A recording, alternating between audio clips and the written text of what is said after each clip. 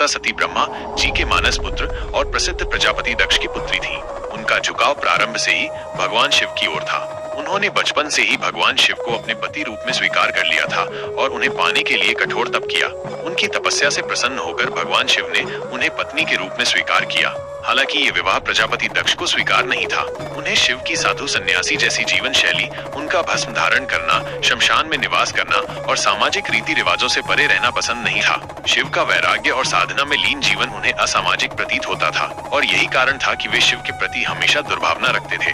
कुछ समय बाद प्रजापति दक्ष ने एक विशाल यज्ञ का आयोजन किया, जिसमें उन्होंने समस्त देवताओं, ऋषियों और मुनियों को आमंत्रित किया, परंतु उन्होंने जानबूझकर भगवान शिव और माता सती को निमंत्रण नहीं भेजा। जब सती को इस यज्ञ की जानकारी मिली तो उन्होंने अपने पति शिव से वहां जाने की अनुमति मांगी। भगवान शिव ने सती को समझाया कि जहां अपमान हो वहां जाना उचित नहीं होता। उन्होंने ये भी कहा कि दक्ष के मन में उनके प्रति द्वेष है, इसलिए वहां जाना दुखदायी हो सकता है। परंतु सती ने मायके का मोह और अपनी माता व बहनों से मिलने की इच्छा से आग्रह किया और अंततः शिव की अनुमति के बिना ही यज्ञ स्थल पर पहुंच गई।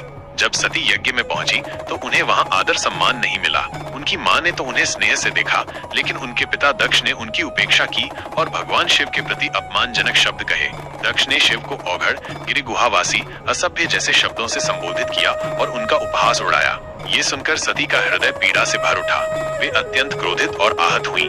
उन्होंने विचार किया कि जिस शरीर ने अपने प्रियतम का अपमान सुना है, उस शरीर को जीवित रखना पाप है। इसी विचार के साथ उन्होंने यज्ञ मंडप के पास ध्यान लगाया और योगाग्नि से अपने शरीर को भस्म कर दिया। जब भगवान शिव को सती के आत्मदाह की जानकारी मिली तो वे अत्यंत शोक और क्रोध से भर उठे। उन्होंने अपनी जटाओं से महाशक्तिशाली वीरभद्र और भद्रकाली को उत्पन्न किया और उन्हें आदेश दिया कि वे दक्ष के यज्ञ को विध्वस्त करें। वीरभद्र अपने गणों के साथ यज्ञ स्थल पर पहुंचे और यज्ञ को तहस नहस कर दिया। उन्होंने देवताओं को परास्त किया और अंत में दक्ष का सिर काट दिया।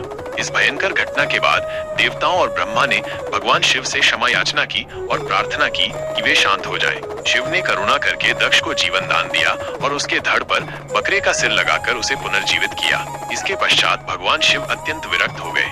वे सती के जले हुए शरीर को अपने कंधे पर उठाकर समस्त ब्रह्मांड में विचरण करने लगे। ये देखकर संपूर्ण सृष्टि में संतुलन बिगड़ गया। तब भगवान विष्णु ने अपने सुदर्शन चक्र से सती के शरीर को खंड खंड कर दिया, जिससे उनके अंग जहाँ जहाँ गिरे वहाँ वहाँ शक्तिपीठों की स्थापना हुई। इसके बाद सती ने हिमालय और मेनका के घर पार्वती के रूप में पुनर्जन्म लिया। बचपन से ही पार्वती को भगवान शिव के प्रति एक विशेष आकर्षण था।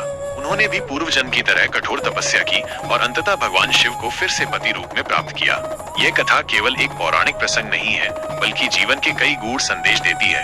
यह प्रेम और श्रद्धा की पराकाष्ठा है, जो ये दिखाती है कि सच्चा प्रेम कभी नष्ट नहीं होता। यह आत्मसम्मान की शिक्षा देती है कि जहाँ आपके प्रिय का अपमान हो, वहाँ मौन रहना अधर्म है। शिव और शक्ति का यह संबंध संसार के संतुलन का प्रतीक है। उनके मिलन से सृष्टि का निर्माण और संचालन संभव है। इस कथा से यह भी स्पष्ट होता है कि अहंकार और अपमान का अंत सदा विनाश होता है और सच्चे प्रेम में तप, त्याग और बलिदान की भावना सर्वोच्च होती है।